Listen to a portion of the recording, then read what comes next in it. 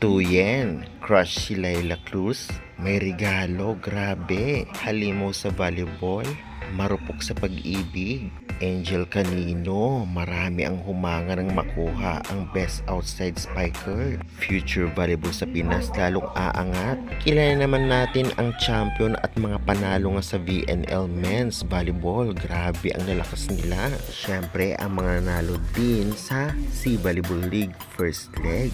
Siyempre, ang mga kuha ng individual awards at alas Pilipinas umangat sa FIVB rankings. Lagi nating pag-uusapan sa videong ito, kaya before that guys, please naman, don't forget to like, comment, and subscribe, and pa-hit the notification bell para lagi po kayong updated sa aking mga bagong video about sa volleyball dito sa Pilipinas. Maraming salamat. Kakatapos lamang nga ng first league kahapon sa Sea Volleyball League Women's Volleyball ngayong 2025 na ginanap nga sa Thailand.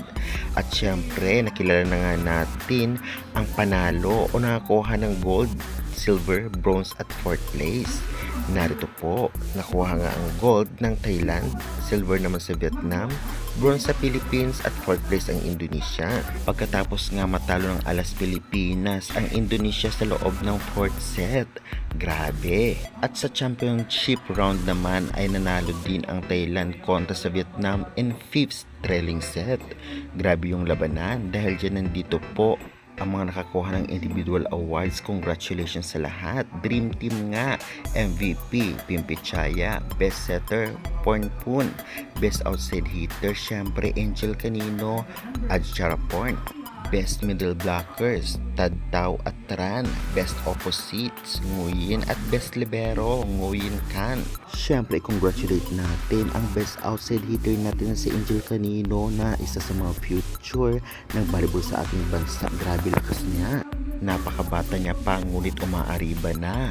At kunting push pa sa alas Pilipinas, tiyak makakuha tayo ng ginto soon. Siyempre, kitang-kita ang improvements. At spotted, kinilig din ang lahat dahil may regalo si Tuyen kay Laila Cruz. Nagpa-picture pa nga ang dalawa. Kitang-kitang bet nitong si Tuyen ang isa sa pinakamagandang dilag na si Laila Cruz. Siyempre, kitang-kita sa expressions at galawan ni Tuyen. Samantalang kinilig naman dito si Laila Cruz, lalong-lalo na nang may ibinigay ito sa kanya. Kaya siyempre, iba talaga ang ganda ng isang Pinay. Samantalang i-congratulate naman natin ang nakakuha ng bronze sa VNL men's volleyball. Nakuha nga ang bronze ng Brazil men's volleyball team. Nakuha naman ang silver ng Italy. Grabe, nakuha naman ang ginto ng Poland. Napakalakas ng mga team na ito.